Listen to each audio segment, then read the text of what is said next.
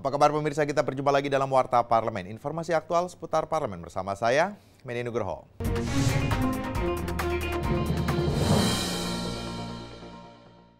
Komisi 7 DPR RI mendukung upaya pemerintah untuk melakukan penertiban terhadap izin usaha perusahaan tambang yang belum menjalankan pertambangannya sesuai dengan Undang-Undang Nomor 4 Tahun 2009 tentang pertambangan mineral dan batu bara, khususnya terkait pabrik pemurnian hasil tambang atau smelter.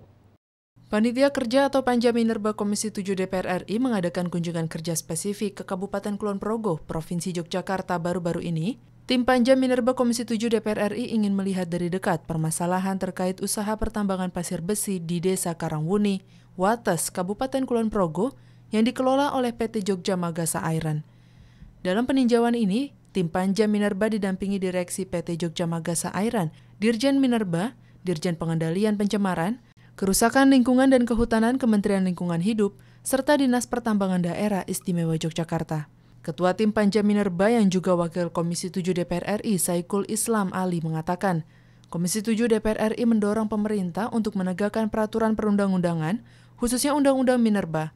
Saikul Islam menambahkan, seharusnya sejak awal tahun 2017 ini, semua perusahaan tambang baik itu kontrak karya, perjanjian karya, pengusahaan pertambangan batubara atau PKB2B, dan izin usaha pertambangan atau IUP sudah harus mempunyai smelter. Ya jelas kalau ini memang arahnya adalah untuk membangun smelter, hilirisasi bisa menciptakan pasir besi yang untuk konsumsi, terutama konsumsi nasional, kita akan dukung ya. Kalau memang lama sekali tidak bisa segera direalisasikan, kita memang nggak punya pilihan gitu kan. Jadi izin-izin yang kita berikan itu memang rencana kita tertibkan. Kalau tidak segera difungsikan sesuai dengan yang dikehendaki oleh pemerintah, sesuai dengan peraturan yang berlaku, ya akan kita tertibkan.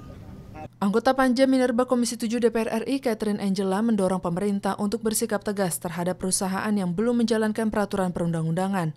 Sejak dibangun pada tahun 2008 hingga tahun 2017, perusahaan pertambangan ini belum memiliki smelter.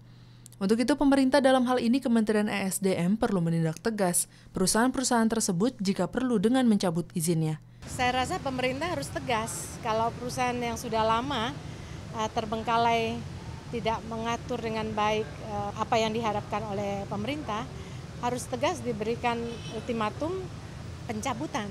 Saya rasa itu harus. Pemerintah tidak boleh lagi berpihak kepada pengusaha-pengusaha yang tidak mengikuti aturan pemerintah. Dari Kabupaten Kulon Progo, Provinsi Yogyakarta, Teguh Biantoro, TVR Parlemen, melaporkan. Rancangan Undang-Undang Sistem Perbukuan diharapkan menjadi jawaban atas rendahnya minat baca masyarakat Indonesia. Tingkat minat baca atau daya literasi suatu bangsa dapat memberikan pengaruh yang besar dalam persaingan global antar bangsa. Panitia Kerja Rancangan Undang-Undang Sistem Perbukuan Komisi 10 DPR RI menggelar diskusi dan uji publik di kampus Universitas Muhammadiyah Malang, Jawa Timur. Acara tersebut turut dihadiri Rektor Universitas Muhammadiyah Malang, Fauzan, beserta jajaran dosen, mahasiswa, dan seluruh sivitas akademika Universitas Muhammadiyah Malang. Ketua Panja Rancangan Undang-Undang Sistem Perbukuan yang juga Wakil Ketua Komisi 10 DPR RI, Sultan Adil Hendra mengatakan, menurut data Most Literate Nation in the World yang disampaikan Central Connecticut State University pada Maret 2016 lalu menyatakan bahwa Indonesia menduduki peringkat ke-60 dari 61 negara soal minat membaca. Hal ini menunjukkan bahwa daya literasi bangsa Indonesia sungguh memprihatinkan, sehingga sulit bersaing dengan bangsa-bangsa yang memiliki budaya literasi yang baik. Salah satu penyebabnya menurut Sultan Adil adalah mahalnya harga buku. Kita menginginkan bagaimana negara harus hadir, negara harus menyediakan bagaimana kebutuhan buku dalam usia 9 ataupun sekarang 12 tahun. Artinya ini akan mengurangi beban daripada orang tua siswa. Kita DPR, karena undang-undang ini inisiatif daripada DPR, tentu berupaya terus meringankan beban daripada orang tua siswa, apalagi di tengah-tengah kesulitan ekonomi yang saat ini. Rektor Universitas Muhammadiyah Malang Fauzan mengatakan, pihaknya sangat mendukung upaya DPR dan pemerintah untuk meningkatkan minat baca masyarakat. Buku merupakan sumber informasi yang sangat penting untuk meningkatkan kualitas sumber daya manusia Indonesia agar dapat bersaing dengan bangsa-bangsa lain di era global seperti sekarang ini. Apa yang selama ini diperlukan oleh anak didik kita itu akan benar-benar bisa tercapai. Semangat undang-undang yang saat ini kita bahas itu 3M tadi. Jadi mutu, murah, dan merata. Saya kira ini adalah satu undang-undang yang bersinggungan langsung dengan kepentingan-kepentingan humanis masyarakat dan juga kepentingan bangsa ke depan. Karena apa? Ya menyangkut buku sebagai sumber informasi. Saya kira ini menjadi sangat luar biasa. Dari Malang, Provinsi Jawa Timur, Denus TVR Parlemen melaporkan. Persaudaraan Istri Anggota atau PIA DPR RI mengajak orang tua untuk menjaga dan melindungi anak-anak dari bahaya narkoba. Mengingat ancaman narkoba kini tidak hanya menyasar orang dewasa dan remaja, namun juga menyasar anak-anak usia sekolah dasar.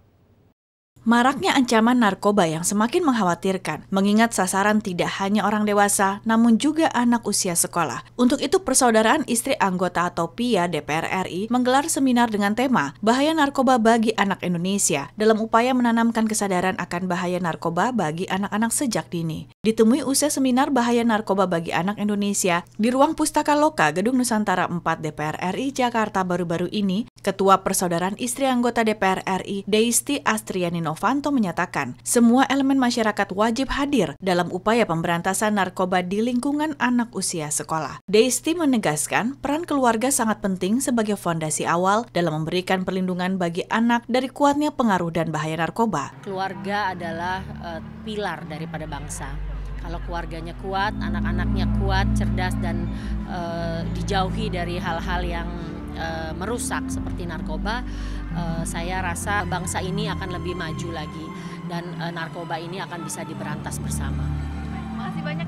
Senada dengan Deisti, Ketua Panitia Seminar Bahaya Narkoba, Yoti Mulfari Harahap berharap seminar ini dapat menjadi bekal bagi anak dan upaya penanaman kesadaran agar dapat melindungi diri dari bahaya narkoba yang mengancam kelangsungan hidup mereka. Jadi diharapkan dengan acara ini mereka bisa lebih paham bagaimana bahaya narkoba, bagaimana mengenali para mafia narkoba, dan bagaimana untuk melindungi diri yang terutama.